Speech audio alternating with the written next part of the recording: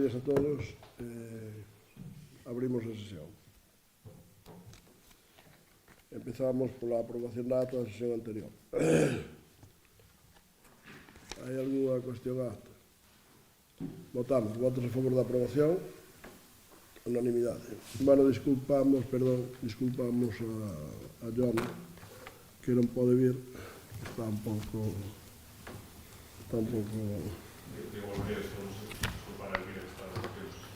Vale. Pois tamén non.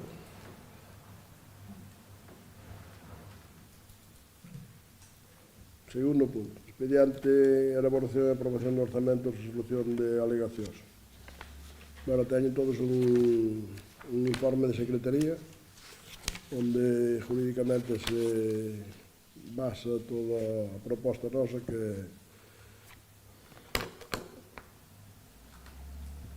propone ao Pleno Concello de Terrei previo ditame da Comisión Informativa de Asuntos de Pleno desestimar as alegacións presentadas por Elvira Lombao Vila, Noelia Pardeiro Ferreiro, Fon Pedriña e Miguel Vieito Villar no período de información pública o orzamento municipal. E segundo, aprobar definitivamente o orzamento municipal para o 2025, conforme ao acordado aprobado inicialmente en sesión plenaria de 31 de xulio.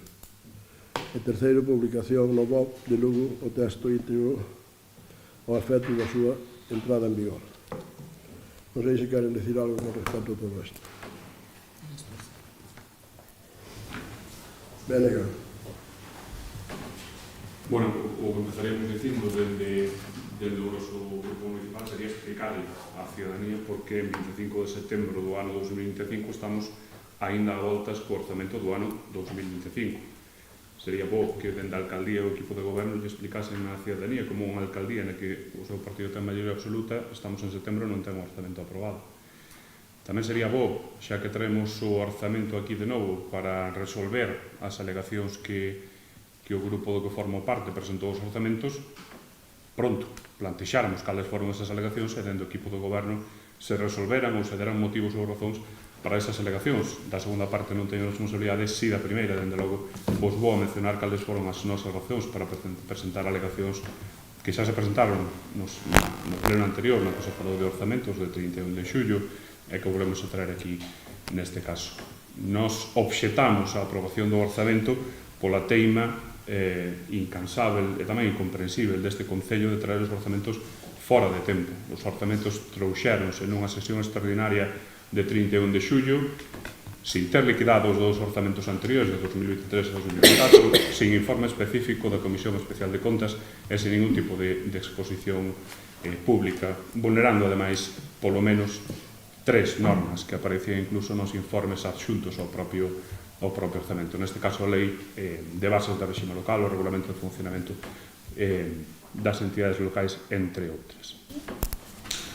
Os orzamentos xerais das entidades locais son unha expresión, con respecto ao capítulo de ingresos, unha proxección sobre o ano anterior que permite á ciudadanía, permite aos grupos da oposición, dentro do control político que pela orde constitucional teña encargado, saber en que se van a gastar os cartos antes de que se gasten, e saber de que fontes se van a obter os ingresos antes de que se obteñan. Non é unha cábala deste grupo municipal, é a propia expresión da lei. Facer algo que non se pareza a iso, desde logo, é, en todo caso, vulnerar a norma. Os orzamentos e o estado de previsión de ingresos teñen que estar facilitados ao pleno da corporación como máximo o 15 de outubro do ano previo. É dicir, o que vimos aquí a falar hoxe tiña que estar en poder dos grupos da oposición o 15 de outubro do ano 2024. Bote contas, estamos casi un ano despois, máis alá do que a lei exixe como obrigatorio. Tamén exixe como obrigatorio, de novo, para ese control político, que as contas anuais se sometan antes do 1 de xuño ao informe da Comisión Especial de Contas da entidade local. Non se fixo ano pasado e, desde logo, non se fixo este ano, nin en 2025, insisto, se convocou siquiera a Comisión Especial de Contas a este respecto. Impide, de novo, insistirei as veces que faga falta nisto, impide o control político por parte dos grupos da oposición e impide o coñecemento por parte da ciudadanía de cales son as contas públicas. Non só pola omisión do trámite de exposición pública, senón porque tampouco se presentan as contas en tempo. Presenta vostede as contas aquí e leva facendo incansablemente nos últimos anos por un capricho persoal, por un trágala antidemocrático que vostede quere traer a este Concello. Trae as contas co ano xa vencido, é dicir, mermando ao mínimo prácticamente para facer desaparecer as posibilidades que teñen os grupos da oposición de propor emendas aos capítulos de gasto ou de propor algún tipo de obxección aos ingresos. Co ano vencido, desde logo, nin é posible axustar unha cousa, nin é posible axustar outra. E, por último, os motivos que levan a que nos aleguemos a estes orzamentos e que nos opoñamos, vamos a votar en contra deste punto da orde do día, é que o Concello tamén ten unha teima, direi persoal e direi tamén incomprensible, a facer caso omiso aos informes de intervención, que fan determinadas advertencias a este equipo de goberno, que este equipo de goberno, pois non sei por qué, leva a bandeira non cumplir. Dende logo parece difícil de comprender que unha entidade local, de novo, na que teñen vostedes maioría absoluta, teime en non presentar os orzamentos e, ademais, teime en vulnerar de maneira constante, e direi descarada, as normas que regulan a elaboración de orzamentos. De momento, nada máis. Gracias. Eu, antes de nada, quería dar un pésame á Corporación de Lugo polo falecemento de Pablo Permuy, creo que conste hoxe aquí neste pleno, porque nos acabamos de enterar. E, bueno, ahora mesmo quería comentar certas cousas sobre, bueno, o único que pode quedar por comentar. Sí, perdón. De acordo. Gracias. Non se comprende o non cumprimento das fases de elaboración e presentación do orzamento tendo maioría absoluta. Só se pode comprender como momento político, para non amosar os seus plans de execución das súas políticas, ou mesmo que non hai plans. Deciden segundo aparecen os cartos. Isto último tampouco ten moito sentido, xa que máis ou menos todos os anos, tanto a Xunta de Galicia como a Deputación, destinan unhas cantidades moi parecidas para actuacións habituais nos concellos, así que non sería impedimento para poder elaborar uns orzamentos no seu momento. No caso de que aparecese algunha novidade, algún plan novo por parte desas dúas administracións, sería moi sinxelo engadir unha modificación da partida orzamentaria necesaria e levar a cabo gasto, investimento ou o que acabase sendo a execución deses cartos. Non quero repetir máis do que levamos dito ano tras ano, pero semella que os orzamentos para o vindeiro 26 seguen a mesma senda que todos os anos, que todos os anteriores anos. Incluímos aquí as contas correspondentes ao 24. Sempre chegan tarde. Gracias. Bien, bueno, realmente o que argumentan ustedes é o mismo que argumentaron o presuposto.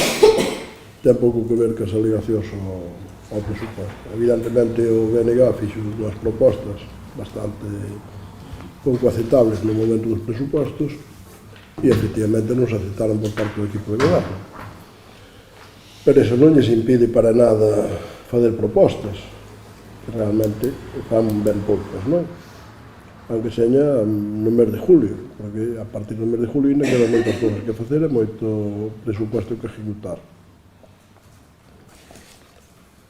A Comisión de Contas non ten por que estar dictaminada para aprobar o presuposto, ni moito menos, e menos se aprobara en plazo.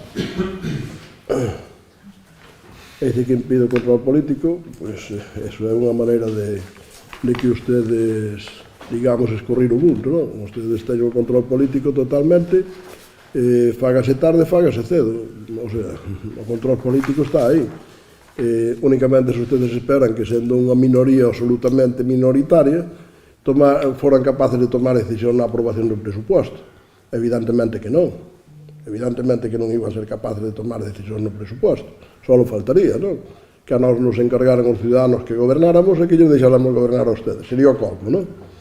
Pero, abundando máis en todo eso, que eso, digamos, é do que estamos falando realmente, hai algo que me parece bastante pouco presentable por parte de ustedes dous, que apoyan ao goberno de España que leva 2 anos sin presupuesto. 2 anos. E supoño que vai levar a outros máis 3. E que o presidente do goberno dice que nin siquiera necesita o Parlamento.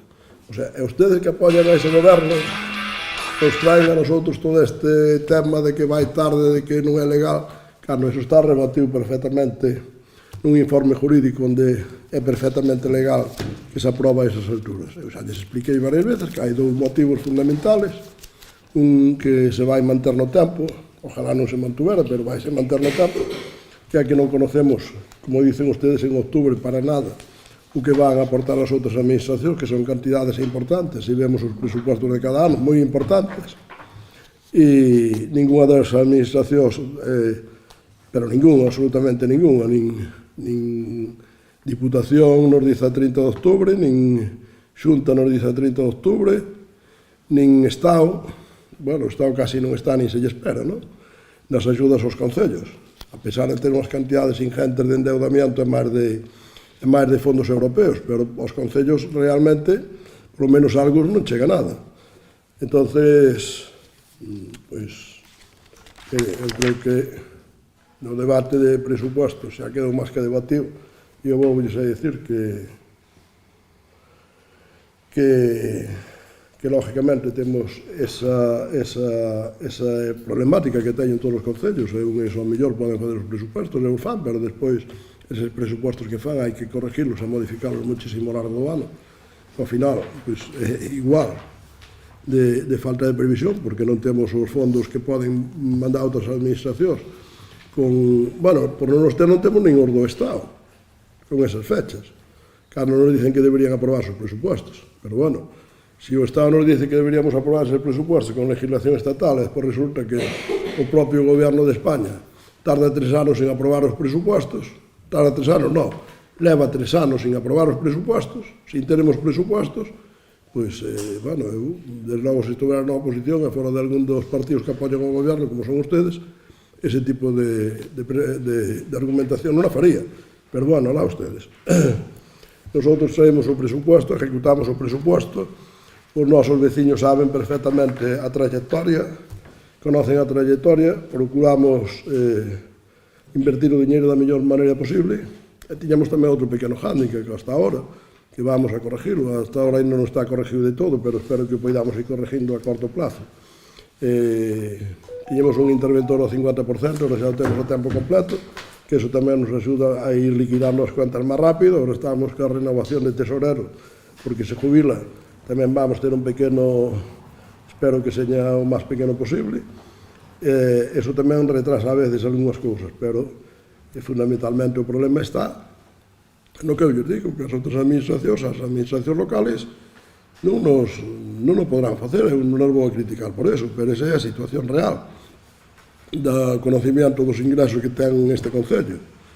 Pois, generalmente, en octubre non ten un conocimiento dos ingresos de nada, nin da Diputación siquiera. Onde só ten un plan provincial, bueno, para algúns concellos, porque para outros ten moitísimos máis ingresos. É que os vai desarrollando ao largo dos anos. Hai concellos aos que lle está dando cantidades ingentes cada pouco tempo, que non creo que os puderan ter os concellos no seu presupuesto. Pero que é o plan provincial, plan diputación, plan único, que lle van dando voltas, pois tampouco se conoce en octubre, por suposto. Entonces, pois realmente, pero bueno, aquí non tratamos deso, aquí tratamos de unhas alegacións que desde o punto de vista jurídico están plenamente justificadas e realmente non están todo o que nos dice os que fan as alegacións, pois non teñen ninguna razón jurídica nin política, e polo tanto nosotros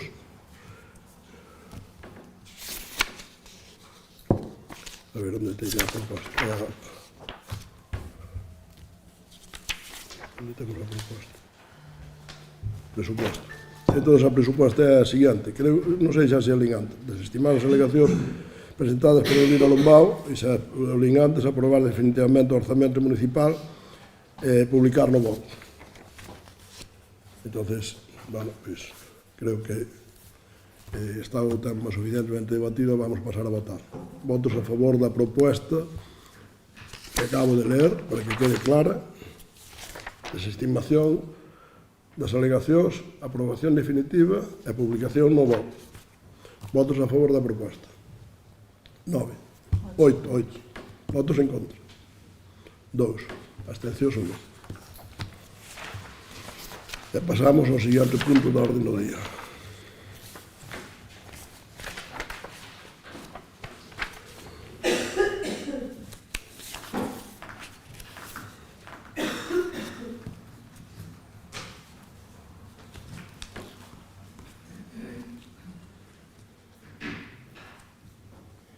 Ratificación de festivos locales.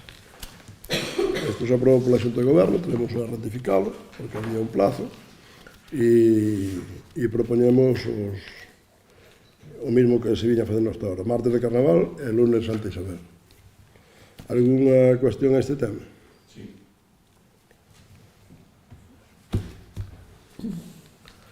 Quen pediu a palabra? O Bloque? Soe? Non. Dígame. Breve, non vamos a votar a favor, non temos ninguna obxección en principio ao fondo da cuestión, únicamente deixar mencionado, bueno, que hai que xestionar as cousas con un pouquinho máis de dilixencia, non? Da Xunta de Galiza piden a este Concello que mande as datas o día 26 de xuño, estamos a 25 de setembro. O prazo límite para enviar estas datas era 15 de setembro.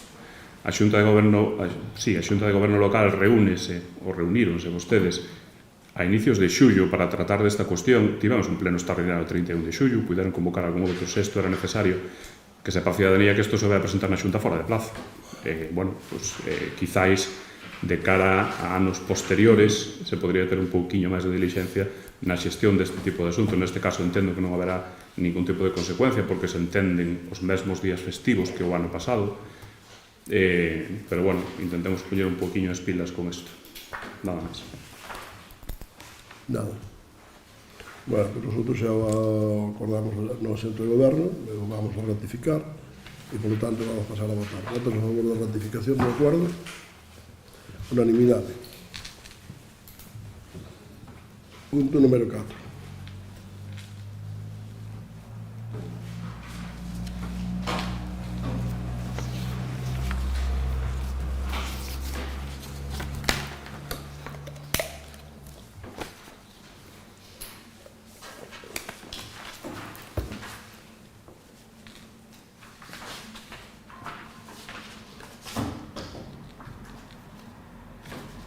Vale, aquí trátanse das alegacións a normativa que se aprobou do Viveiro, que no seu momento o Bloque propuxo unha serie de cuestións que evidentemente non se aprobaron e que o único que fai é fazer unhas alegacións a esa ordenanza. Entendo que como fixo pos presupuestos solamente para retrasar, porque eu entendo que este tipo de cousas só se fan para retrasar, non se fan con outro objetivo máis que ese. E, bueno, se consigue retrasar un mes, pero, bueno, tampouco é un problema grave. Entón, nosotros vamos a propoñer desestimar as 10 alegacións presentadas polo Grupo Municipal do BNG. Segundo, aprobar definitivamente o texto da ordenanza reguladora do viveiro empresarial conforme o texto aprobado provisionalmente na sesión plenaria de 26 de xunio de 2025 e publicar no BOE de Lugo o texto íntegro das ordenanzas para a súa entrada en vigor. Non sei se queren decir algo. Venga. De novo, igual que coa cuestión dos orzamentos, podíamos empezar por ser honestos ca ciudadanía, por ser sinceros ca ciudadanía, non encher o pleno de medias verdades e manipulacións, e dicirles por que esta ordenanza volve a pleno. Medias verdades contarás usted. Perdón? Medias verdades dirás usted. Bueno, en todo caso, non me turno a palabra, déixeme que diga... Bueno, podo interrumpir, que é un que dirijo pleno. Sí, bueno, tamén pode deixar que siga despois aproveitar o seu turno de réplica, como faría calquera persoa educada, pero bueno, cada un vai supoño que a súa conciencia. Expliquemos de novo á ciudadanía, se pode falar sin interrupcións, por que a ordenanza volve aquí. O feito é que nós presentamos un total de 10 emendas ao texto orixinal da ordenanza e truxemos esas emendas e registrámolas a tempo para que fosen debatidas en pleno. Unha vez en pleno, e a xente que nos está vendo pode ver a grabación do pleno de 31 de xullo, non, o pleno correspondente ao trámite da ordenanza. Poden ver que vostede se negou ao debate unha por unha das emendas, como exixe a lei, e impediu que este grupo político que eu teño o prazer de representar explicase primeiro a ciudadanía cales eran as emendas e despois que a ciudadanía escoitase o seu porqué a negativa a esas emendas. Vostede non permitiu nin o primeiro, nin permitiu o segundo. Non presentamos estas alegacións para retrasar nada, señor alcalde. Presentamos estas alegacións por democracia. Que é unha palabra que seguro que a vostede non lle sona moito, xa lle dixen en algún pleno que aprobe, porque igual hasta lle acaba collendo o gusto. Presentámolas por democracia porque creemos que a ciudadanía ten dereito a saber o que nós presentamos, forma parte do noso dereito a participación política, aínda que a vostede non lle guste, e sobre todo porque a ciudadanía ten dereito a saber por que vostede dice que non.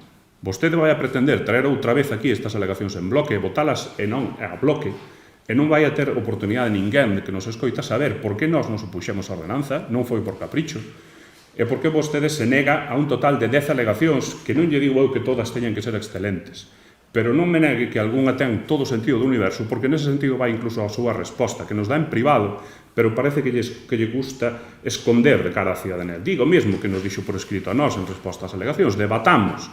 Deso vai a democracia, señor alcalde, non que donde que me dé a razón ou de que eu lle dé a vostede sobre un total e absoluto, senón que viñamos aquí con propostas como fixemos e que sexamos capaces de falalas e debatilas e mesmo chegar a puntos de encontro. De novo, non todas as nosas alegacións son insustanciais ou incoherentes. Vostede sabe que eso non é así. Poderíamos tratar eso dunha maneira aberta, transparente e democrática. Vostede decide non facelo. E esta é a única forma que nós temos de traer ese debate aquí.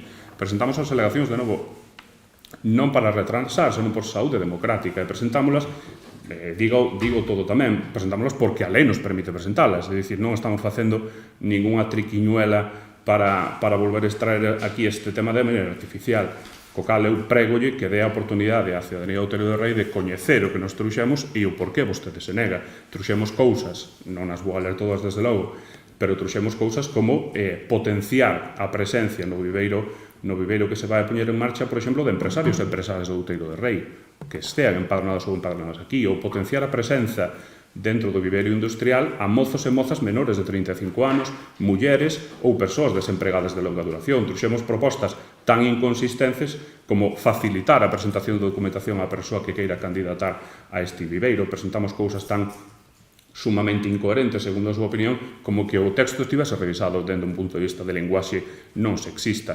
Vostede chega a dicir no informe que nos faculta que desde logo tiñan esa perspectiva. Totalmente de acordo, señor alcalde, pero digo abertamente, non? E fagamos ese mesmo debate que vostede quere facer en privado, fagámoslo público para que a cidadanía, de novo, sobre a base dun funcionamento democrático deste pleno, sepa do que estamos falando. Nada máis. E se facemos os debates públicos, que somos un dos concellos que máis tempo lle permita a oposición, ni siquiera o temos limitado, aunque ustedes a veces o piden con un reglamento, que ao mellor deberíamos fazer, pero nin eso facemos. E ademais somos pioneros transmitindo en directo os plenos, co cual ustedes presentan o que queren, dicen o que queren, escoitos todo o mundo que quere escoitalos, e iso leva-nos facendo desde fai moitos anos, porque, insisto, nosotros somos pioneros en esa claridade, en esa transparencia de cara aos ciudadanos. O problema é que os ciudadanos toman decisións cada 4 anos e toman na dirección que les queren. E dicía usted que teñen dereito a saber. Pois nosotros somos os primeiros que lles poñamos en perspectiva para que puidaran saber, para que nos poidan escoitar a todos, para que poidan saber o que decimos e como decimos. Eso están lo grabando ahora mismo, están vendo todos os vecinos que queren verlo. E además queda colgado para que se poida ver. Entón, cando ustedes nos acusan de falta de democracia, pois eu creo que igual teñen que reflexionar ustedes sobre eso. Porque realmente, en calquera institución nas que gobernan hai bastante menos democracia da que hai neste concello. Con tempos moito máis limitados e con menos claridade e menos transparencia.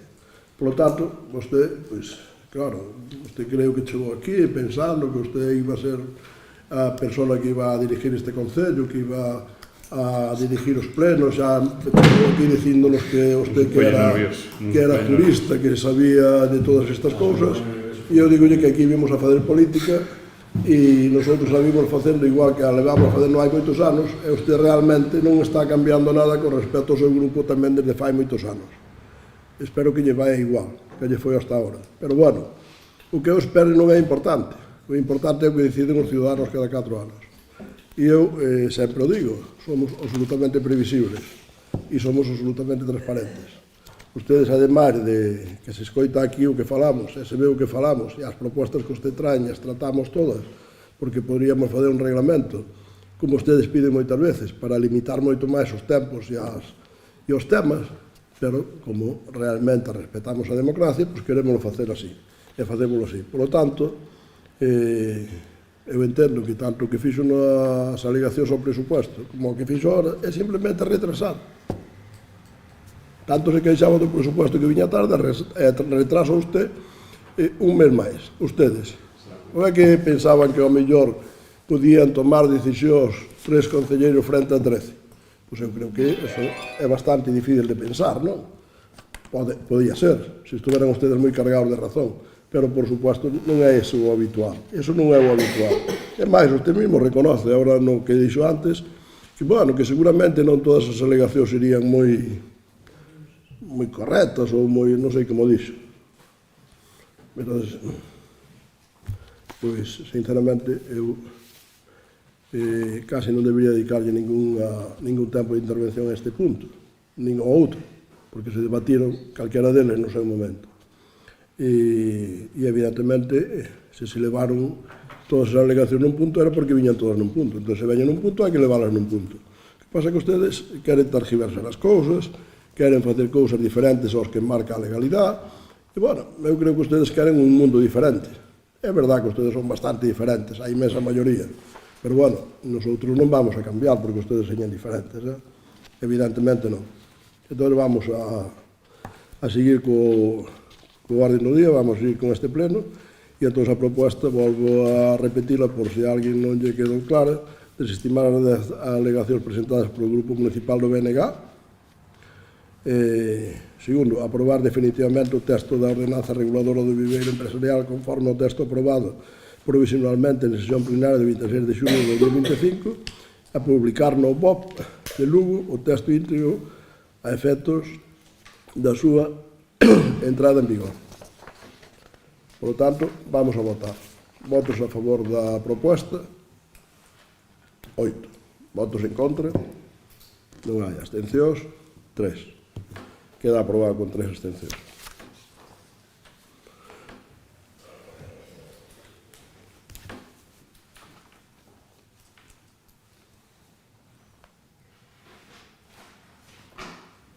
Dación de conta, punto número 5, dación de conta do expediente acceso ao servicio de teleasistencia e de axuda a domicilio.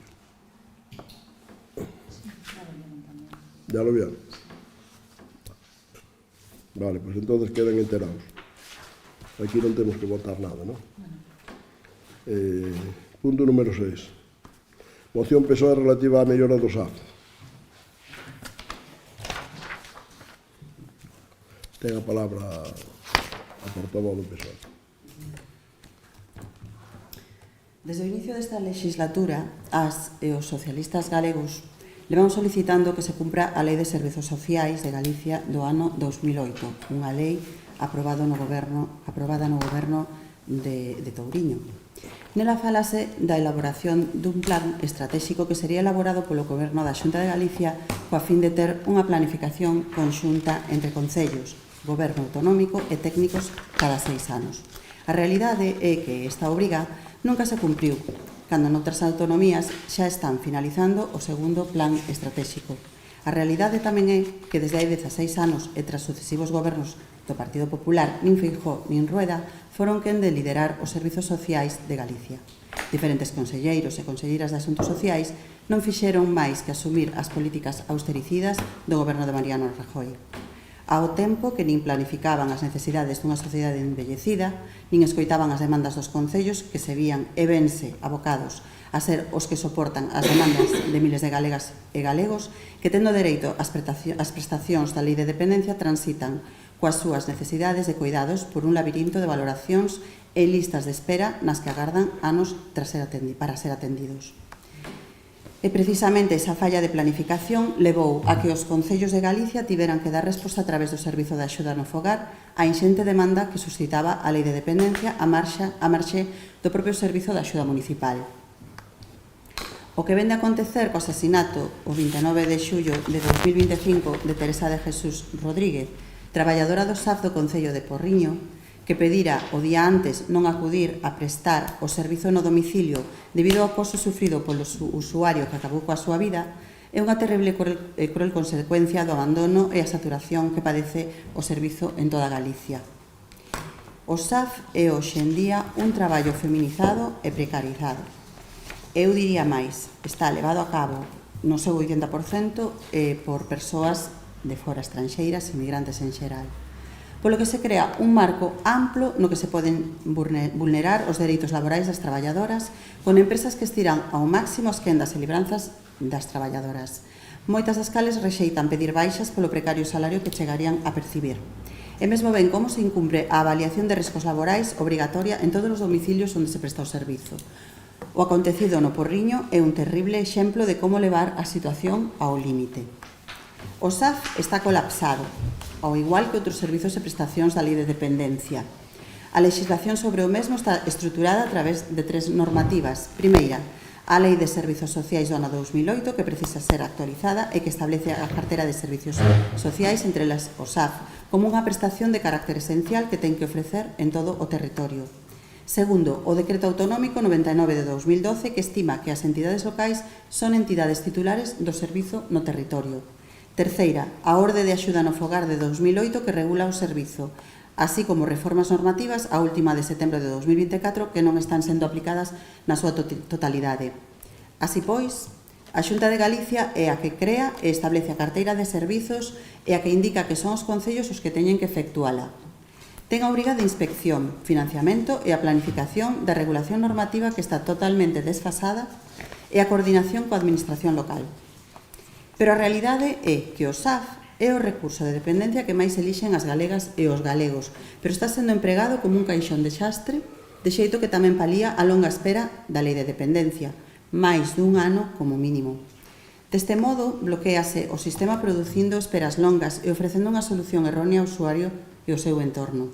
Os concellos vense prestando este servizo a modo de parche debido, basicamente, á ausencia deste plan estratégico establecido na Lei de Servizos Sociais e que é unha obriga do Goberno da Xunta de Galicia e polo que levamos esperando 16 anos. Por todo exposto, desde o Grupo Municipal Socialista, propoñemos a este Pleno Municipal que adopte os seguintes acordos. Primeiro, en acordo coa FEGAMP, exixir a aplicación do Real Decreto 893/2024 de setembro, no que se introducen as seguintes modificacións. Incluir expresamente o persoal de axuda a domicilio no réxime xeral de prevención de riscos laborais. Avaliación de riscos laborais obrigatoria en todos os domicilios onde se presta o servizo. As avaliacións deben ser presenciais e adaptadas ás condicións do fogar da persoa usuaria. Implantación de medidas preventivas, dotación de medios mecánicos, descanso entre servizos, dobre persoal, etc. Recoñecemento médico gratuito como mínimo cada 3 anos. Obriga de formación preventiva durante a xornada ou compensada. Protocolo contra o acoso obrigatorio.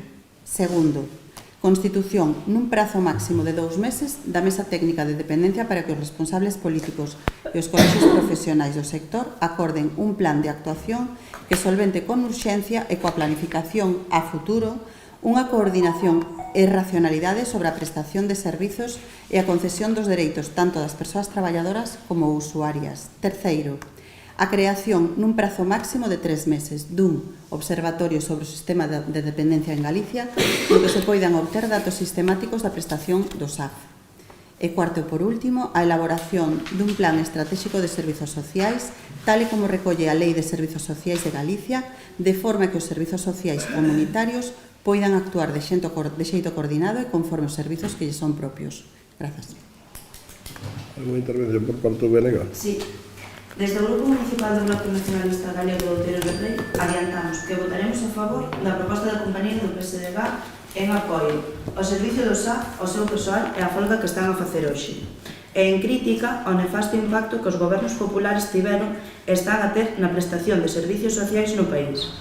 Deixamos e deixaremos sempre claro que compartimos a preocupación polo SAF, un servizo aínda máis esencial nun concello como Outeiro de Rei, cunha poboación envellecida, en ocasións dispersa e que non conta con facilidade ou oportunidade de acceder a servicios públicos con normalidade, en boa parte tamén pola inacción deste goberno local. O tráxico asesinato de Teresa no mes de xullo puxo en evidencia algo que as traballadoras e o BNG levamos anos denunciando, un modelo precario, mal planificado e infrafinanciado pola Xunta de Galicia. Proposicións de lei no Parlamento Galego de parte do noso grupo foron ignoradas polo Partido Popular e no pasado mes de agosto rexistrábanse por parte tamén do BNG unha batería de medidas de mellora do sistema e de protección das persoas traballadoras que foron tamén ignoradas por un goberno da Xunta, que mira os cartos, sí, pero deixa de mirar e abandona as persoas usuarias e as profesionais do servicio, pois o convenio do SAF leva caducado dende 2012, sen que a Xunta incitase a patronal a sentarse cos representantes das traballadoras. Non é aceptable, de ninguna forma, que en 2025 o custo real do servicio ronde os 24 euros hora e a Xunta só este a poñer 12, tendo os concellos que sufragar unha meirande parte dos custos. Isto estrangula os concellos e pon en risco tanto as traballadoras como as persoas usuarias. Ese impacto, ademais, dáse nun concello como Outeiro de Rei, no que a xestión das contas públicas é certamente preocupante, sendo así o problema só se perpetúa e ten un golpe aínda maior na poboación. Malia que a fixación deste custo é competencia da Xunta de Galicia e non deste Concello, é responsabilidade da Alcaldía e do Goberno local, actuando a prol da cidadanía e non por simples intereses do partido, exixir á Xunta un financiamento realista e un cambio estrutural do modelo de coidados. Sen recursos suficientes non hai SAF digno, seguro nin xusto. Ese debe ser o camiño, unidade para defender as traballadoras e as persoas usuarias e firmeza para reclamar á Xunta que asuma as súas responsabilidades.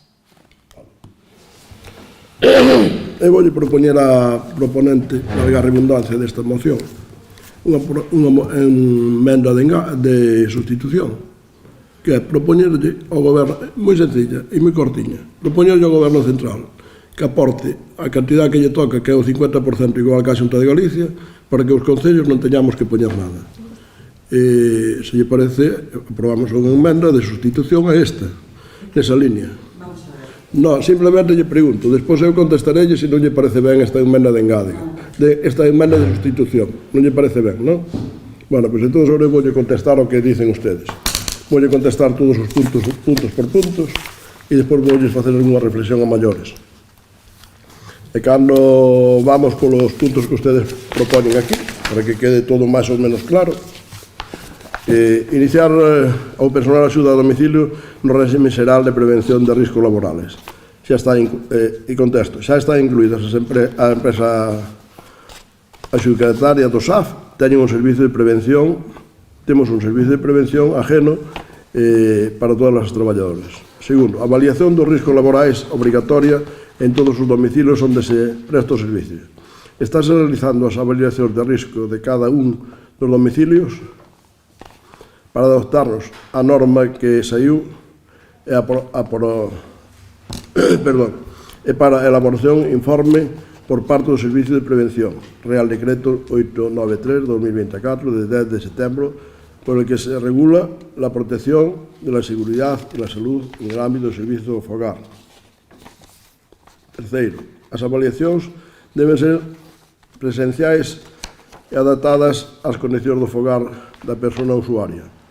Non sei o que se refere a presencial, xa que o técnico de prevención de riscos laborais non debería ir aos domicilios.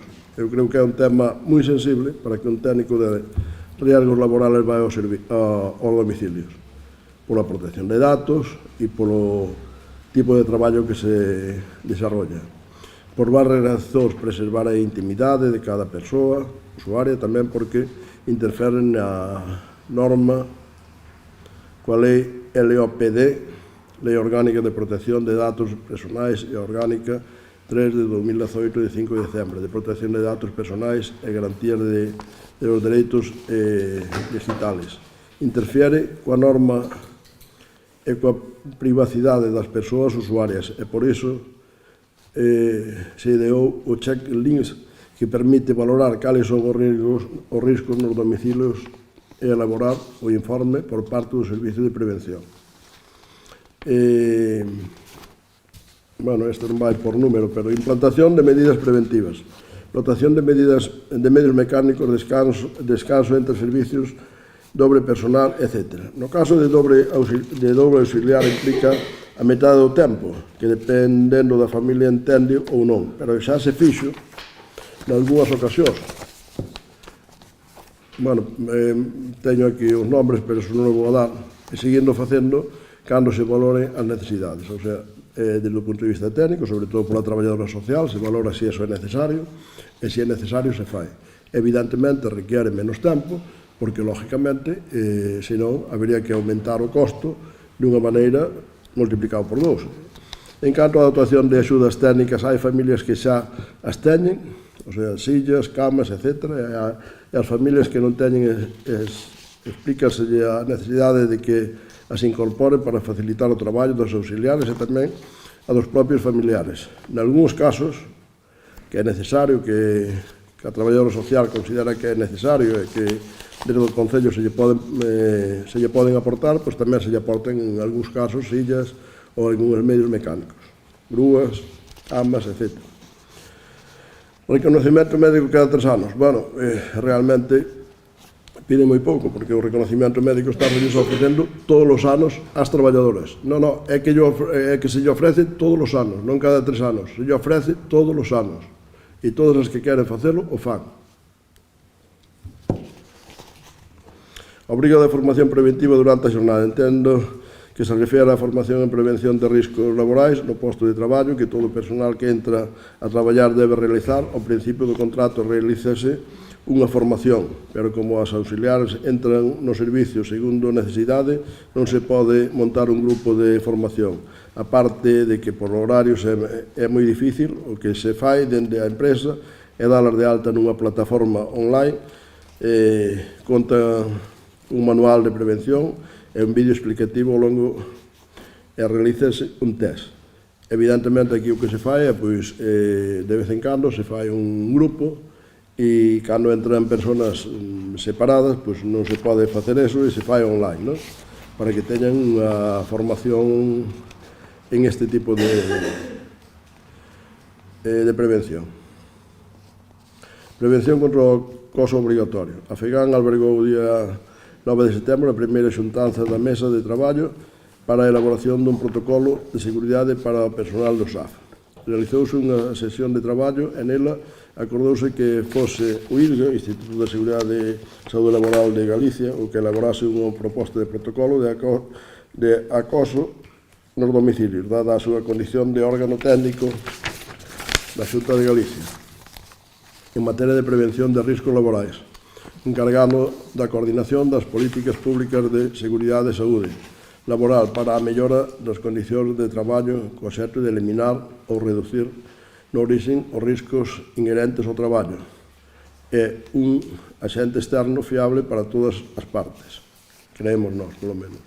Na elaboración da proposta para este protocolo se tería en conta as achegas recibidas e a idiosincrasia propia da actividade do SAF para poder despois poder acadar un acordo sobre a mesma e sobre a súa aplicación. Coa participación da Xunta de Galicia, do Goberno, das asociacións empresariais do sector, das organizacións sindicais máis representativas, que Comisión Obrera, CIG, UGT e do Colexio Oficial de Traballadores Sociales de Galicia. Daquela a Xunta de Galicia estivo representada polo ILGA e pola Subdirección Xeral de Autorización e Inspección de Servicios Sociais, e a Delegación de Goberno estivo representada pola súa Secretaria Xeral. A maiores, a empresa Idade de Ouro, que é a que nos presta o servicio neste caso, Sociosanitarios SL, conta con un protocolo de acoso sexual no ámbito laboral dentro do plan de igualdade da empresa, así como un protocolo de acoso contra o colectivo LGTBI, os dous consensuados e asinados cos sindicatos. Constitución nun prazo máximo de 2 meses da Mesa Técnica de Dependencia para que os responsables políticos e os colexios profesionais do sector acorden un plan de actuación resolvente con urxencia e coa planificación ao futuro, unha coordinación e racionalidade sobre a prestación de servicios e a concesión dos dereitos tanto das persoas traballadoras como usuarias. Terceiro, a creación nun prazo máximo de 3 meses dun observatorio sobre o sistema de dependencia en Galicia no que se poidan. Cuarto, a elaboración dun plan estratégico de servicios sociais tal e como recolle a Lei de Servicios Sociais de Galicia. Entón, en resposta aos puntos 2, 3 e 4, que a posta en marcha desta mesa de traballo para a elaboración do protocolo de acoso é un paso para seguir avanzando nos seguintes puntos: na creación dunha mesa técnica de dependencia, na creación do Observatorio sobre o Sistema da Dependencia e na elaboración do Plan Estratégico de Servicios Sociais. Eu, despois de leído este resumen que tiña aquí feito, pois creo que a moción que ustedes presentan non ten moito sentido e, polo tanto, nosotros non a vamos poder aprobar. Pero hai algo que sí ten sentido falar dos servicios sociales, e ten sentido sempre falar da axuda no fogar e do SAF. Ten moito sentido, e da dependencia, porque realmente houve un goberno fai uns anos que sacou a bombo platillo unha lei de dependencia onde dixo que a financiaría o 50% as comunidades autónomas e o 50% o goberno de España. Non sei onde está a financiación do goberno de España, non a vexo por ningún lado. Só sei que neste momento, usted o dixo, non o dixen eu, paga a Xunta 12 euros, dixo o Bloque, paga a Xunta 12 euros e costa 24. Non é xusto que coste 24 no noso caso, pero, algo parecido. O que sí é verdade é que a Xunta paga 12 euros. Entón, eu pregunto onde está a financiación do Estado. Resulta que nos fan unha lei de servicios sociales e despois non la cargan os concellos. Por eso eu lle decía que aquí o que deberíamos fazer é unha emenda de engádega, de sustitución, é dicir, señores do Goberno Central, aporten o que lles toca para os servicios sociales. Porque os concellos non están para facer eso. Os concellos, como moito, para gestionalo.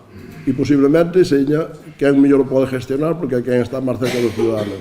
Pero estamos moi lexos, tanto na dependencia como nos servicios sociales, de cumprir cas necesidades da población. Estamos moi lexos. Pero iso é por falta de financiación, que dedicamos a outro tipo de cousas. A cousas que non son realmente necesarias. A xente maior, a xente que ten unha edad moi avanzada, que necesita axuda, ten moi pouca axuda. E nosotros vamos incluso máis alá, como concello, que non temos capacidade para facelo.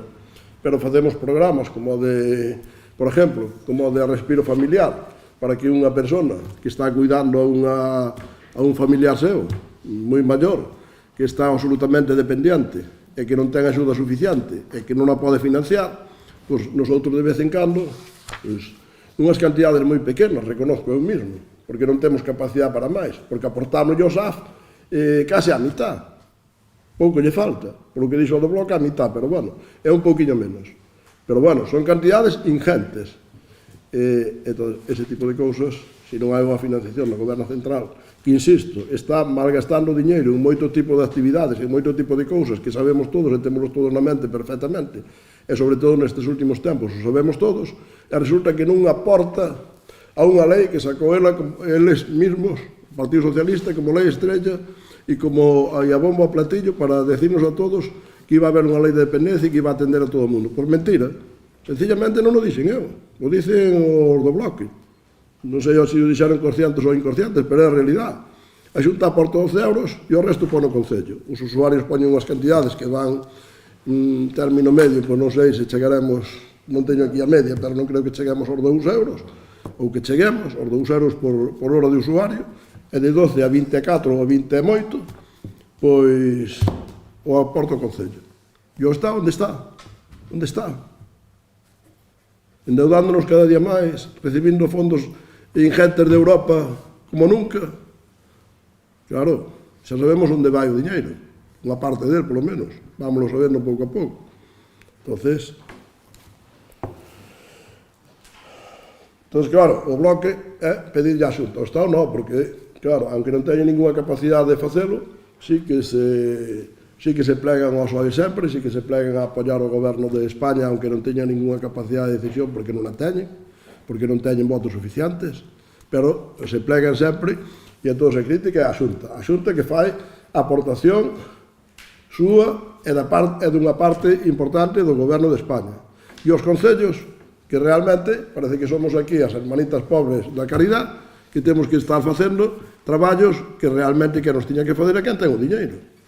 E quen ten o diñeiro? E a quen aproba unha lei sin poñerlle financiación. O primeiro que debería fazer un goberno serio, cando aproba unha lei, é poñerlle financiación. Ese é o primeiro que hai que facer. Porque é moi fácil decir aos demais, oiga, eu legislo este, usted faga. E agora pague usted como queira, ou como poida.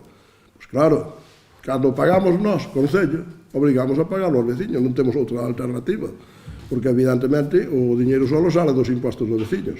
Tamén se o pagar o Estado, pero faríase entre todos.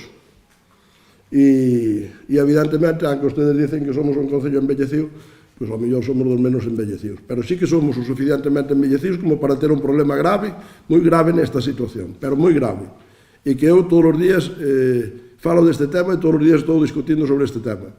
E realmente, ao mellor o que tiñamos que fazer os alcaldes de toda Iafegán ser a primeira en poñerse nesa línea, implantarnos un día e decir, señores, nosotros, se non hai financiación, non prestamos este servicio. Claro que non somos capaces de facelo, por dúas razóns, pero fundamentalmente por unha, porque evidentemente non podemos deixar abandonados a este tipo de xente, porque eso sería terrible. Entón, por eso non podemos facelo. E por eso algunhas administracións, como é o Estado español, o goberno non o Estado, o goberno do Estado, pois realmente pasa olímpicamente deste tema e deixa que os concellos nos asfixiamos e, bueno, así se ve, porque é que senón eu non podo entender. O que pasa que uns e outros non. Falámoslo antes. A Diputación fai convenios con algúns concellos hasta para pagar gasto corriente. Entón debe ser que os concellos están super asfixiados. Claro que outros tamén estamos e non nos pagan o gasto corriente. A pesar de que ustedes dicen, como dixeron ainda agora, que as contas deste concello van moi mal, pero resulta que nin temos convenios para obras da Diputación, nin temos diñeiro para gasto corriente. Entonces, non debe ir tan mal, porque ademais estamos na primeira línea de servicios en todo o noso entorno e ao mellor en toda a provincia.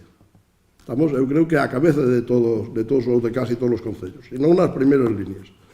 Entonces, deixense de contarlles tonterías a xente, díganlle a verdade, porque a verdade é que a xente necesita, a xente maior necesita axuda, e quen ten que poñer a financiación non a pon, que quen nos cobra os impostos, porque cada día nos cobran máis. Non se defletou o IRPF, cada día son máis caros todos os impostos, cada día as recaudacións do Estado son bestiales, pero onde hai que poñer o diñeiro non se pon. Depois se pon en outras cousas que non hai que poñerlo. E creo que todo o mundo estamos pensando no mismo, onde se pon e non se debería de poñer. É por onde se vai. Por lo tanto, en base a todo eso, mire, en base a que prácticamente todo o que pide na moción se está facendo, e outras cousas que están estudiando para poñerlas en marcha, en base á dificultade económica que ten para mellorar calquera tipo de servizo deste. A mí me gustaría moito mellorar este servicio de axuda no fogar. Me gustaría que se lle puderan dar máis horas a toda a xente. Non digo a toda, pero a moita xente. É verdade que xa avanzou moitísimo a Xunta en ser moito máis ágil tramitando a dependencia. Pero, bueno, para a xente é imprescindible. Para os ayuntamientos cada día é peor. Porque canto máis rápido tramitan, máis rápido nos mete nesa espiral impresentable de ter que pagar servicios que nós non temos obligación de prestar. É que só nos prestamos por unha razón moi sencilla, porque os nosos ciudadanos non poden estar abandonados. Entón, sacando o diñeiro a veces de onde podemos, evidentemente, de traernos de outro tipo de servicios, porque o diñeiro non se multiplica. Podendo ter ao mellor outro tipo de servicios en mellores condicións, pois como esos son tan básicos, son tan necesarios, son tan imprescindibles, son para xente tan vulnerable, pois evidentemente non podemos retrotraernos. E agora non teño aquí a cantidade exacta, pero ao mellor nos gastamos 500 ou 700 mil euros. Pois a verdade que casi foi lástima non a traer. Pero temos unhas cantidades ingentes, non podo decir a cantidade que non a sei, pero sei que é enorme a cantidade ingente que gastamos en estes temas de servicios sociales e que vamos a seguir facendo, que teñan tranquilos os nosos veciños que vamos a seguir facendo. Pero as melloras teñen que vir a través da financiación. Teñen que vir a través da financiación, aunque prácticamente todo o que usted pide aquí se está facendo. Hai cousas como o protocolo, o sea, os riscos laborales nas propias casas, eso hai que tratalo con moito cuidado, porque non pode ir calquera ao domicilio de alguén a ver como está a súa casa, etcétera, etcétera. E a mí tamén me preocupa, como lles pode preocupar a ustedes, o tema da violencia en calquera... eu xa falei máis de unha vez que a traballadora social nosa, para que eso se teña o máis controlado. Vamos tocar madeira, nunca tuvemos ningún problema dese tipo, pero, bueno, eses temas son moi preocupantes. E eses temas, ao mellor, teñen que ir incluso máis alá dos propios servicios sociales, porque os temas de seguridade abarcan máis ámbito, non? Pero, bueno, evidentemente, nosotros, polo menos, o que eu lles pido é que esteñan vigilantes en ese tema, porque ese tema é moi preocupante. Os nosos traballadores, as nosas traballadoras teñen que ter seguridade absoluta, porque senón non poden traballar. Eso é indiscutible, non o podemos poñer en duda nin o máis mínimo.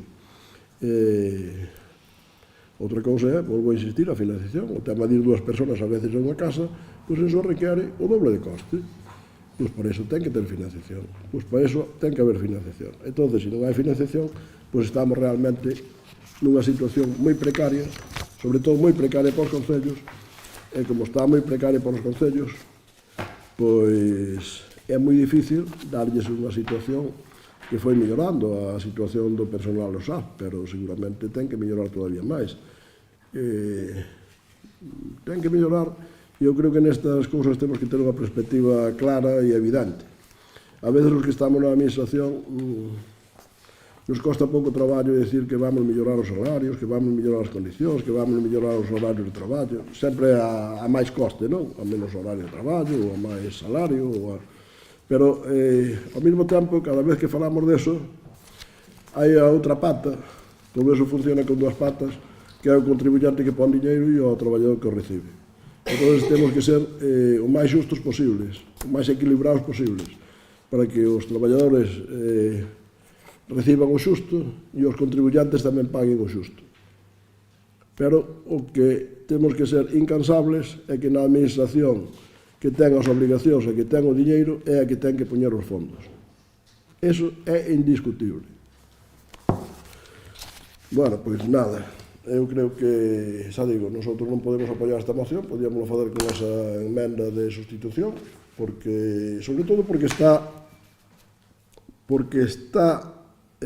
materializada casi ao 100%, e outras cousas están en marcha, que non dependen ademais de nós. Entonces, eu quero xa claro aquí, tamén desde aquí, para que quede claro, se algún problema en dependencia de servicios sociales non é culpa da Xunta de Galicia, porque está poñendo cantidades ingentes máis grandes das que nunca puxo, pero moitísimo máis grandes. O que pasa é que a administración que lle toca poñer diñeiro ten que poñelo. Ao mellor ten que plantearse se lle vai dar tanto diñeiro a Cataluña, por exemplo, eu non teño nada contra os catalanes, ou hai que repartir un pouco máis con todas as comunidades autónomas e prestar os servicios máis básicos e máis imprescindibles e máis necesarios, como son os da axuda no fogar ou do cuidado das persoas maiores, sobre todo en situación de dependencia, que hai moita xente. Estamos moi lexos, xa lle lo digo eu, estamos moi lexos de atender aos nosos maiores como se merecen e como deberíamos. Pero hai que pensar que eso ten un costo elevadísimo e, sobre todo, ten que poñer o diñeiro que non ten, que non recauda, sobre todo. Vamos a pasar a votar. Votos a favor da aprobación da moción? 3. Votos en contra? 8. Queda rechazado.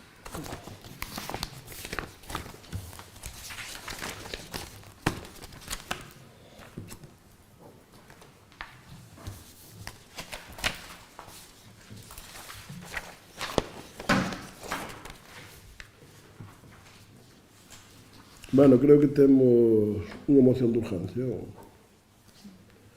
Pois... Sí. Elvira Lombao, Noelia e tal. Si, unha moción non vai negar.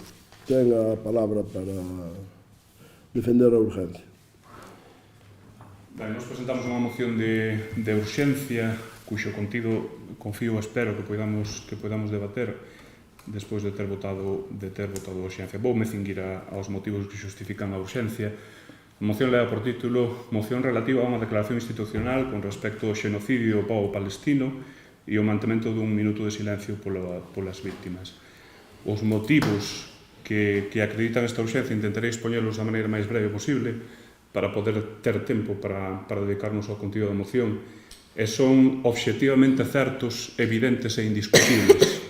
Os motivos que xustifican esta urxencia son as 65.062 persoas asasinadas dende o inicio da ofensiva. Só o 16 de setembro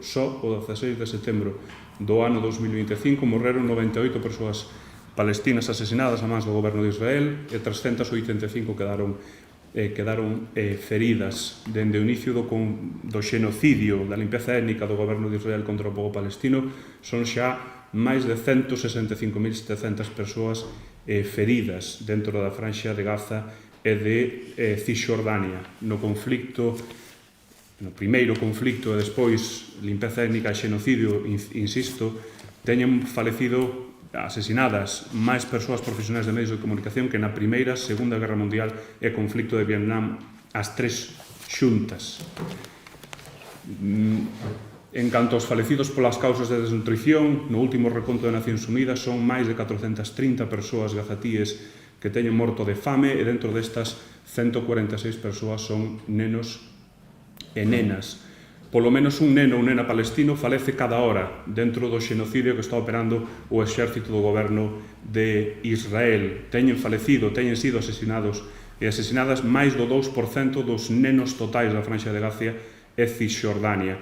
1009 nenos e nenas asesinados polo goberno de Israel tiñan menos de un ano de idade e 450 destos bebés naceron ou morreron dentro do propio conflicto, despois xenocidio e limpeza étnica. Segundo o Comité da ONU para Dereitos das Persoas con Discapacidade, polo menos 21.000 persoas menores de idade na franxa de Gaza e Cisjordania quedaron con discapacidades quedarán con discapacidades permanentes. O goberno de Israel, as forzas do exército xenocida de Israel teñen bombardeado deliberadamente o 97% das infraestructuras educativas na franxa de Gaza e Cisjordania, o 94% dos hospitais da franxa de Gaza e Cisjordania. En palabras de Nacións Unidas e Save the Children, un neno ou unha nena en Gaza ten 7 veces máis probabilidades de morrer por feridas derivadas dunha explosión que as persoas adultas neses dous territorios. Estes son os motivos únicas e exclusivamente cinguidos á urxencia da nosa moción e confiamos, por respeto á paz aos dereitos humanos, que se nos deixe defender o contido en sí da propia moción. Bueno, nosotros defendemos evidentemente os dereitos á paz no mundo, pero eu non sei que fixo agora, se fixo unha defensa da urgencia ou se fixo unha defensa da moción. Realmente como fai sempre, non? Deixe-me defender a moción e xa verá a diferencia. Ainda maiores, quere defender a moción? Para que presente unha moción, se non é para defender. Non, pero é que a urgencia debería ser así de breve. Oiga, porque é o momento, porque ten que ser neste momento, non sei, unha urgencia non se defende como fixo usted falando no reto da moción. Eu entendín que xa tiñamos defendido a moción, pero bueno, mire, vamos a aprobar a urgencia, a pesar de que yo advertí moitas veces, e algún día, pois, a mellor non lle facemos eso, porque hai que ser un pouco coherentes, hai que ser lógicos, hai que funcionar unha administración con respecto a todos os demais, e usted, cando está defendendo a urgencia de algo, non é defender ese algo. Entonces, vamos a aprobar a urgencia.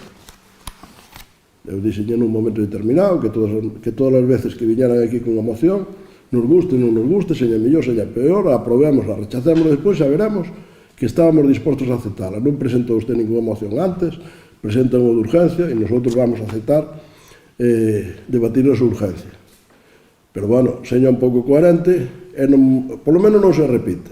Diga o que queira, pero non se repita, defender a moción. Vamos a votar a urgencia, votos a favor, unanimidade. Entón, en base a eso, volvo a decir, seña coherente e non nos repita o mismo que nos dixo, porque eu creo que debe dedicar así como 5 minutos aproximadamente a defensa da urgencia. Eu xa sei que ao mellor usted non ten moita prisa e quere dedicarlle a estar no Concello nos plenos pois 4 ou 5 horas, pero bueno. Veña, ten a palabra para defender a moción. Vou a defender a moción e vou a ler o texto íntegro na medida en que se presentou por urxencia e esa será a miña defensa da moción. Teño por seguro que ningún dos datos que teño para defender a urxencia vai a estar na exposición de motivos da moción. O Estado de Israel, ademais de todo o que xa comuniquei, o Estado de Israel acumula xa máis de 73 anos de incumprimentos reiterados e continuos do dereito internacional e do dereito internacional humanitario. A primeira vez que se fala en Nacións Unidas do chamado Plan de Partición para a Palestina con Unión Económica, coñecida como Solución dos Dous Estados, en unha resolución do ano 1947. Desde entón, son máis de 900, insisto, 900 resolucións de Nacións Unidas de condena da actuación do goberno de Israel na zona de Gaza e Cisjordania, todas elas ignoradas polo Estado de Israel, todas elas que teñen unha constante, todas elas, insisto. Nacións Unidas recoñece como algo ineludible e inalienable o dereito do pobo palestino á libre determinación, á independencia, a súa soberanía nacional, o dereito a regresar aos seus fogares e o recoñecemento do carácter ilexítimo dos asentamentos israelíes en territorio palestino.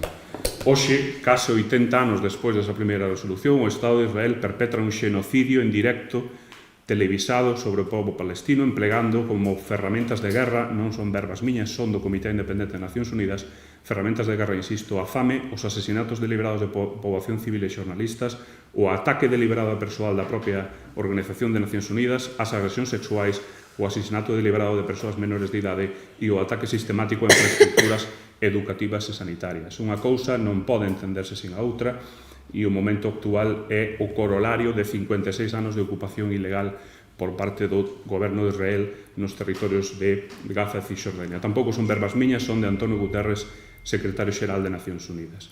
No ano 2024, a Corte Penal Internacional emite ordes de detención contra o primeiro ministro de Israel e o seu ministro de Defensa por crimes de guerra e crimes de lesa humanidade.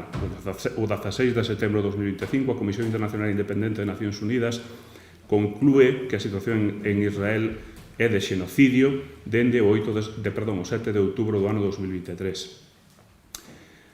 Máis alá de todo o que xa referimos, a Comisión Executiva da Federación Galega de Municipios e Provincias aproba o pasado 17 de setembro por unanimidade das forzas políticas ali representadas promover minutos de silencio e outro tipo de iniciativas nos concellos no sentido de, e cito, condenar a ofensiva militar e o bloqueo humanitario executado polo goberno do Estado de Israel contra o pobo palestino.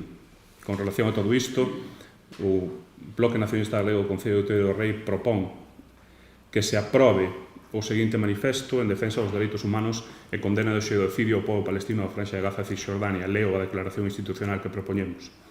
Declaración institucional de repulsa polo xenocidio ao pobo palestino. O Concello de Outeiro do Rei e o seu pleno, por unanimidade das forzas políticas nel representadas, recoñecendo que os valores de paz, xusticia e dereitos humanos non só unha obriga moral dos Estados, senón tamén un imperativo derivado do dereito internacional para todas as administracións públicas, denunciando a vulneración sistemática deliberada dos acordos e resolucións da ONU por parte do Estado de Israel con relación ao pobo palestino a través dunha política deliberada de asentamentos ilegais, desplazamentos forzados e agresións. Recoñecendo a declaración da Comisión Internacional Independente de Nacións Unidas de 16 de setembro do 25, concluindo que o Estado de Israel comete un xenocidio contra o pobo palestino desde o 7 de outubro do ano 23. Recoñecendo a legitimidade de existencia do propio pobo palestino en relación ás resolucións de Nacións Unidas, actuando como administración pública en obriga de loita contra o xenocidio e loitando contra as iniciativas tendentes ao seu fomento, e amparando iniciativas tendentes á denuncia e loita contra o xenocidio, representando o sentir da poboación do noso Concello que exixe un posicionamento dos seus representantes políticos sen fisuras, a prol da paz e en cumprimento dos dereitos humanos. Con todo isto, exiximos, primeiro, o respeto ao cumprimento inmediato das resolucións da ONU, as instruccións da Corte Penal Internacional con respecto á situación en Gaza e Cisjordania. Segundo, o cesamento inmediato por parte do goberno do Estado de Israel dos ataques indiscriminados á poboación civil, da política de asesinatos deliberados, da destrucción de fogares palestinos, da ocupación militar, do uso de agresións sexuais como ferramenta de guerra, da denegación de servizos médicos á poboación palestina, da comisión de agresións especificamente dirixidas a menores de idade, do uso da fame e dos desplazamentos forzados como ferramenta de guerra contra a poboación palestina en Gaza e Cisjordania. Terceiro, que se permita nos territorios baixo control militar do Exército do Estado de Israel a entrada e reparto de axuda humanitaria por parte das organizacións internacionais designadas por Nacións Unidas para tal tarefa e en cumprimento do dereito internacional humanitario. Cuarto, que se produza unha parada inmediata das accións militares e asesinatos programados contra a poboación civil, persoal de Nacións Unidas, persoal de medios de comunicación, permitindo a estes últimos o acceso á Franxa de Gaza. Ademais deste comunicado, que cesa aí ou remata aí, propoñemos que o Concello de Outeiro do Rei se sume como administración pública ao manifesto urgente por Gaza promovido por Nacións Unidas, Save the Children, Intermon, Oxfam e outras institucións que leva máis de 113.000 sinaturas a día de hoxe, E, por último, que se manteña dentro deste pleno, en todos os plenos futuros hasta o fin do xenocidio, un minuto de silencio en apoio ás legítimas exixencias do povo palestino e contra a actuación do goberno de Israel. Nada máis. Eu vou apoiar a moción e máis presentei un logo relacionado tamén con este tema de Palestina.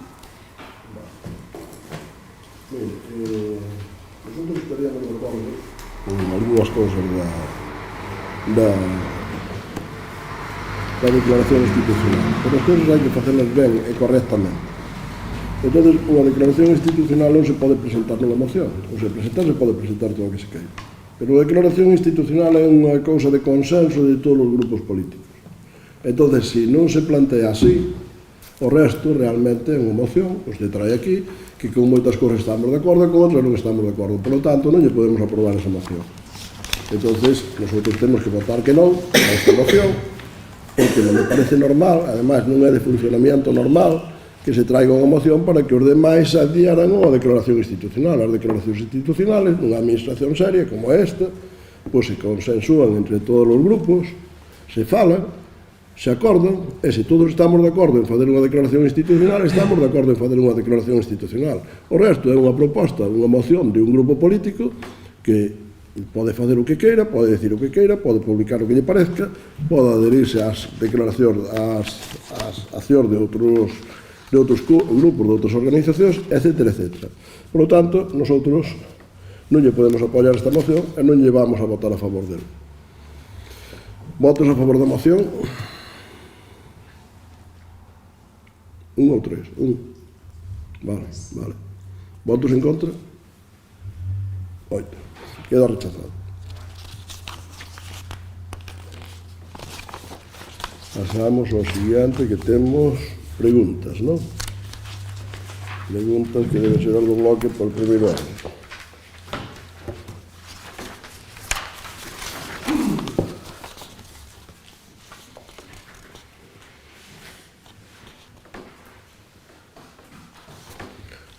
Me parece que a primeira pregunta é sobre o de 10, non? Entón, preguntan aquí, o bloque. Consta este Concello de Información máis alá da feita pública en empresa sobre a marca do ximnasio de 10 por parte do Club Fluvial de Lugo, sobre a merca do ximnasio de 10 por parte do Club Fluvial de Lugo. Ten o Concello algunha estimación do número de familias afectadas en Outeiro de Rei no caso de levar a fin a compravenda? Que medidas tomará o goberno local de se levar a fin a mencionada compravenda dada potencial incidencia nas familias de Outeiro de Rei na oferta deportiva accesible na nosa localidade? Caso de se finalizar a compravenda, preverá o Concello realizar algunha xestión ou manter contactos, convenios co Club Fluvial para garantir que os prazos das instalacións sexan accesibles, que os prezos das instalacións sexan accesibles para a aprobación de Outeiro de Rei? Pois mire, con respecto a estas preguntas diríamos: consta este Concello de Información máis alá da feita pública? Non consta. Con nós non se puxo nada en contacto para ter ninguna certeza. Ten o Concello algunha estimación do número de familias afectadas en Outeiro de Rei? Bueno, eu non considero que estén afectadas. As persoas que van ao de 10 van porque queren. Se isto se chega a comprar ou a vender, pois seguirán facendo o mismo. Que medidas tomará o goberno local de se levar a cabo a mencionada compravenda dada a potencial incidencia na familia de Outeiro de Rei, oferta deportiva, accesibilidade a nosa localidade? Bueno, nosotros en todos os temas deportivos sempre estamos a favor e axudándolle ás familias de Outeiro de Rei, dándolle o máximo abanico de posibilidades de ofertas, o mesmo con instalacións e con personal noso, con participación en outros sitios, como fixamos moitas veces, xa o fixamos antes de estar ao 10, facémoslo co de 10, e estudaremos calquera posibilidad se o compra alguén, non? Que é o que fan na última pregunta. Caso de finalizar a compraventa, preveo o Concello realizar algunha xestión ou manter contactos con convenios co Club Fluvial? Por suposto, nosotros, dado que é unha instalación que está en Outeiro de Rei, pois, seño titular dela que enseña, pois teremos contactos, veremos se temos algunha posibilidad esa xente ten interés en participar nesas actividades deportivas que poidan facer, e evidentemente estaremos, como estamos sempre, a favor de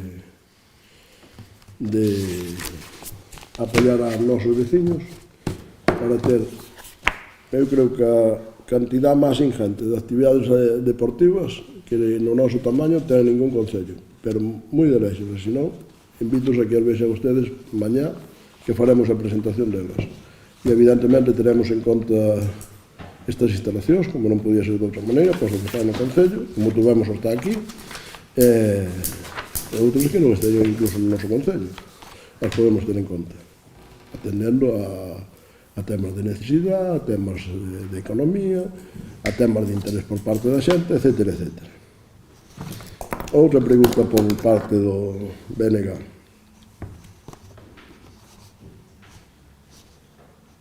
Relativa ao Centro de Formación a Muller en Outeiro de Rei.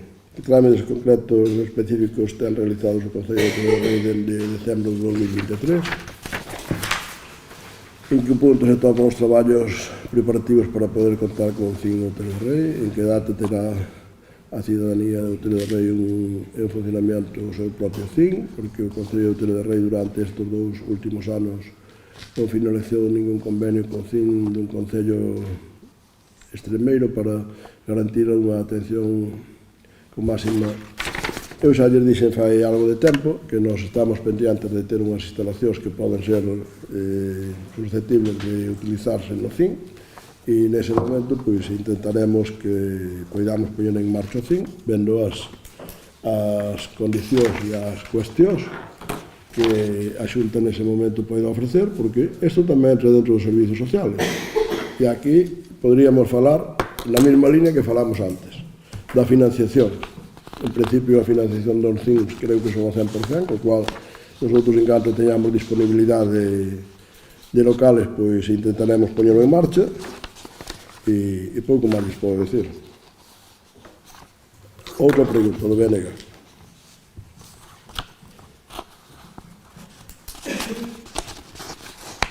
Como está este Concello, que o local social da parroquia de San Lorenzo leva meses sofrindo filtración de auga? Como está este Concello que se o motivo polo que se producen as filtracións é un afundimento da cuberta que ten menos de 5 anos dende a súa colocación?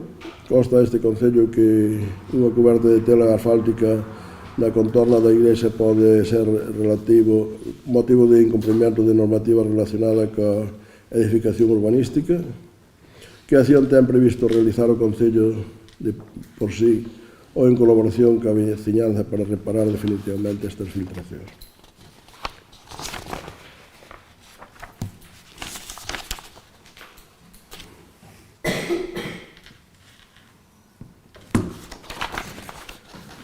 Bien, pois con respecto ao centro de San Lorenzo, que se fixo unha ampliación incluso do centro, se construiu no seu momento un centro por parte do Concello. Toda a obra que se fixo ali, excepto pequenas cousas de reparación que tuvo algunhas subvencións de algunhas outras administracións de cara aos veciños, pero todas as obras desde o inicio hasta o final, que empezou sendo un pequeno centro, que despois se aproveitou o palco da música para poder ampliálo, e facendo todas as obras necesarias e financiándoas por parte da administración sin ninguna financiación dos veciños, como se fixo en prácticamente todas as parroquias, que todas as parroquias deste municipio teñen, excepto dúas, que unha porque está pegada a Outeiro e outra porque non ten, en principio non ten terrenos, que algunhas veces xa falamos, pero todas teñen centros sociales máis ou menos en condicións aceptables, unhas de rehabilitación de escolas unitarias que estaban en desuso e en algún caso en ruínas totales, como podía ser a de Cela, onde incluso hai 2 centros sociales, a falta de un. Os fixo o Concello, os gestionou o Concello, e o de San Lorenzo tamén. E o de San Lorenzo vamos seguir facendo o mismo, non se preocupe usted que nosotros seguiramos facéndonos cargo de calquera dificultad que haxa no Centro Cultural de San Lorenzo, como hasta que viñamos facendo porque o que nunca facemos é crear unha infraestructura como aquela, que é das millores que ten hoxe o Concello en parroquias pequenas, e despois abandonalo. Nunca o fixamos. Se hai algún problema na cubierta, pois hai que corregirlo. Evidentemente, é verdad que se fixo aí unha reparación de cubierta, pero tamén é verdad que non se modificou toda a cubierta, senón que se fixo solamente o tellado, e en función deso, pois veremos o que se pode facer, se sigue habendo filtracións, e xa desde que empezou a haber as primeiras, non foi agora porque o piden ustedes, senón desde que empezaron a haber as primeiras filtracións e actuou ali, e se intentou resolver, creo que non está resolto, de todo, non estou seguro, veremos outra vez agora cando chova, e claro, eso tamén depende da financiación. Se tuviéramos convenios especiales da Diputación, non digo para gastos corrientes, sino para obras, pois seguramente esas cousas as poderíamos facer pois con unha tranquilidade enorme e facendo todas as cousas que poderemos facer, pero nosotros as facemos coa financiación que nos toca no reparto como a todos os concellos a maiores, sin financiación ninguna do Estado porque prácticamente non hai, e a única administración que nos está apoiando de verdade é a Xunta de Galicia. E entón, en base a eso, vamos facendo cousas. Pero en base a eso, ainda en base a eso, temos centros sociales en máis ou menos perfectas condicións ou en condicións moi aceptables en todas as parroquias. O que non sei se todos os concellos poderán decir o mesmo. Outra pregunta máis do... non, é un rogo. Rogo do BNG.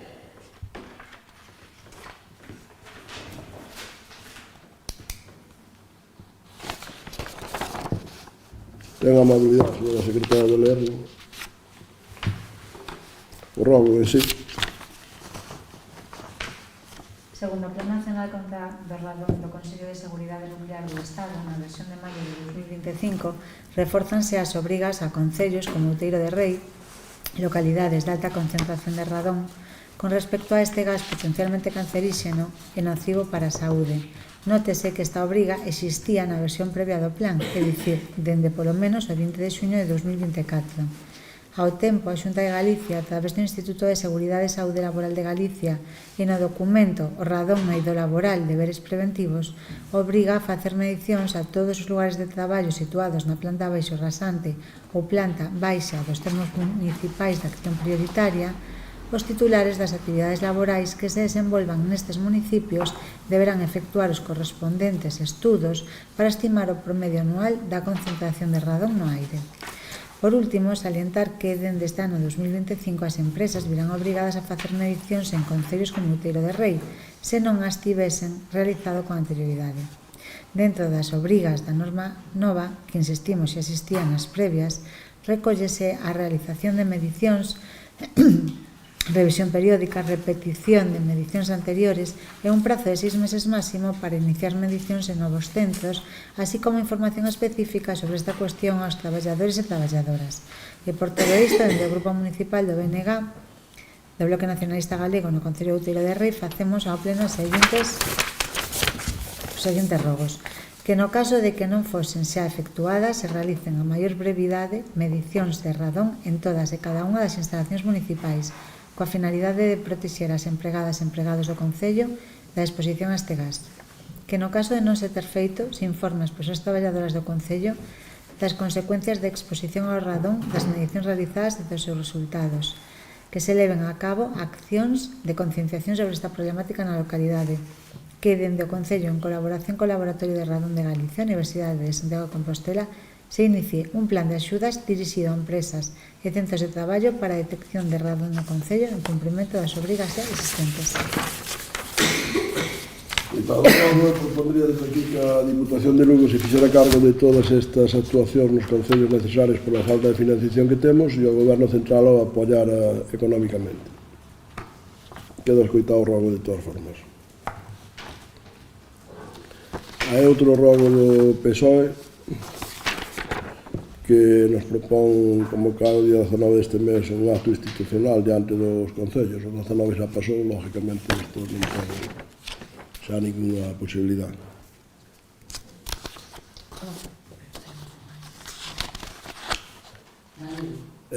Van ler ese rogo. Ten algo máis ese rogo que... Non me ler, pero era para convocar algo o día 19. Non pon exactamente iso. Non? Non pon É logo que leo aquí. Non pon o día 19. Bueno, dice moitas máis cousas, non? Pero dice hizo pública a súa decisión de convocar o día 19 deste mes actos institucionais ante os concellos galegos como mostra de solidaridade co povo palestino, precisamente a violencia de defensa dos dereitos humanos universais. Pero bueno, podemos ler. Usted quere que se lea o rogo? Sí, por favor. Sí, pues leo, se fai favor.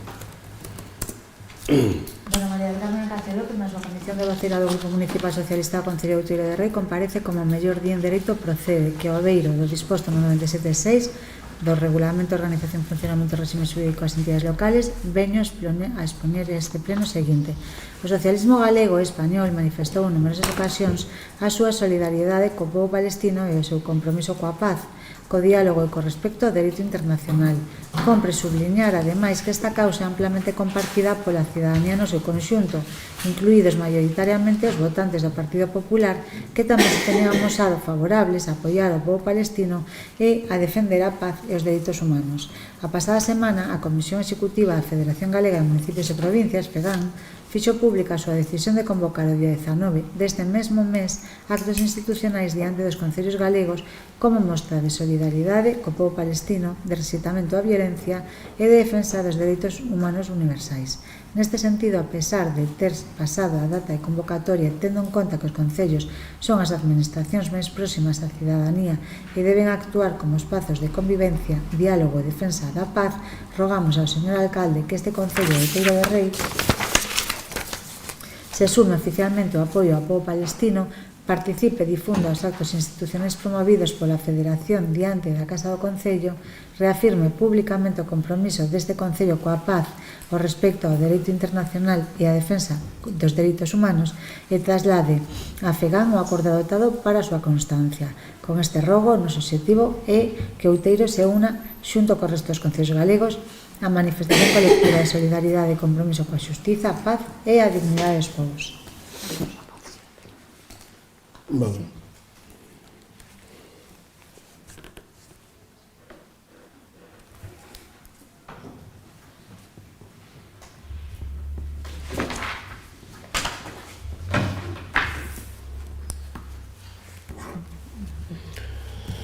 Outro rogo, me parece, non? Do PSOE.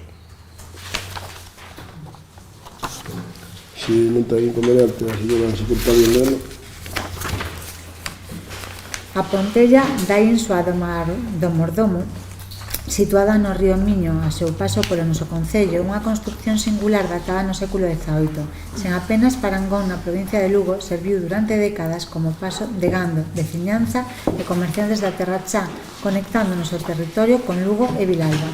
Recentemente, a organización Hispania Nostra incluiu este ben patrimonial na súa lista roja do patrimonio, alertando do seu estado de deterioro. As informacións publicadas por diversos medios alientan que a Pontella e o seu portón de acceso, feitos con madeira de carballo e pedra, atópanse nunha situación pérrima con risco de caída inminente. Sufriu a perda de elementos orixinais como pezas de madeira ou da súa fechadura tradicional. A zona sofre un claro abandono ambiental, con maleza e sendeiros intransitables boa parte do ano. Non conta con protección legal específica, malia seu alto valor histórico e patrimonial. Veciños e colectivos se alertaron reiteradamente desta situación, chegando incluso ao Senado, gracias a iniciativas cidadás que instaron a Confederación Hidrográfica como propietaria a intervir. Por todo isto, o Concello Municipal Socialista roga ao señor alcalde deste Concello de Outeiro de Rei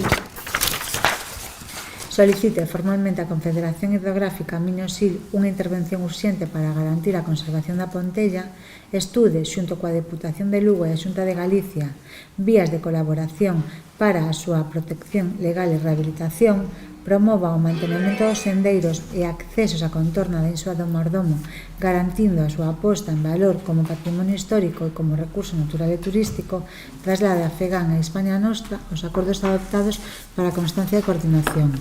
Con este rogo, nos obxectivo que o Concello de Outeiro de Rei asuma a súa responsabilidade na defensa e aposta en valor da Pontella da Insua do Mordomo, evitando a perda dun ben único do noso patrimonio común. Bueno, isto, aparte de escoitar o rolo, algunhas cousas quero decir que con respecto ao sendeiro, vostede dice que é intransitable nunha parte do ano, pois posiblemente porque é inundable. Por o mantemento do sendeiro e o acceso á contorna da Insua do Mairodomo, pois é un sendeiro que creou este Concello fai moito tempo e que o sigue mantendo este Concello, sin axudas da Diputación ni da Confederación, as cuales ben vida serían.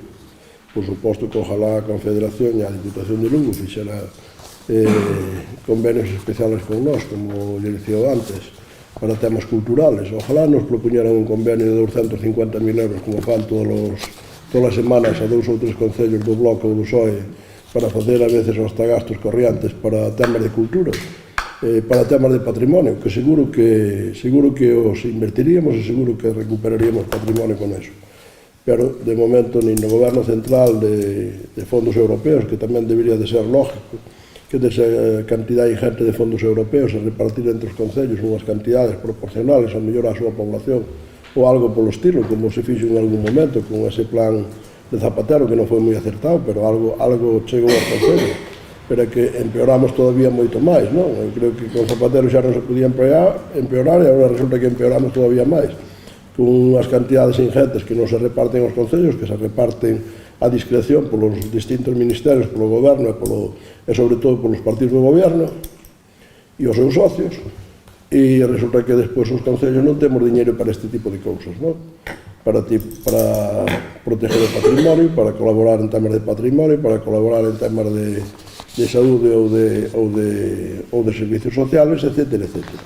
Pero polo menos non conte mentira, porque o sendeiro o temos cuidado todos os anos sin excepción, pero sin excepción desde que se creou, con fondos propios do Concello, e pola súa situación de que vai a beira do río e que en algunhas veces se desborda, pois pode estar un pouco mellores condicións ou peores, pero non hai ningún ano que non se desbroce, se limpie perfectamente como mínimo unha vez ao ano. E eu quero fazer unha proposta se queren para acabar, porque como vin que máis ou menos os dous grupos iban nesa dirección e nosotros tamén estamos de acordo con eso, que é guardar ese minuto de silencio. Eu diríalles que eu propoñolles guardar un minuto de silencio, que todos estamos de acordo polas víctimas dos atentados de Hamas e polas víctimas da guerra que está levando a cabo Israel en Gaza. Se todos están de acordo, eu propoñolles guardar un minuto de silencio agora ao finalizar o pleno. Están de acordo? Estamos de acordo, pero non é unha guerra, é un xenocidio, é sido de Nacións Unidas. Bueno, eu propoñolles o que lles propoño. Se están de acordo, están de acordo. Se están de acordo, guardamos un minuto de silencio. Por nosa parte estamos de acordo.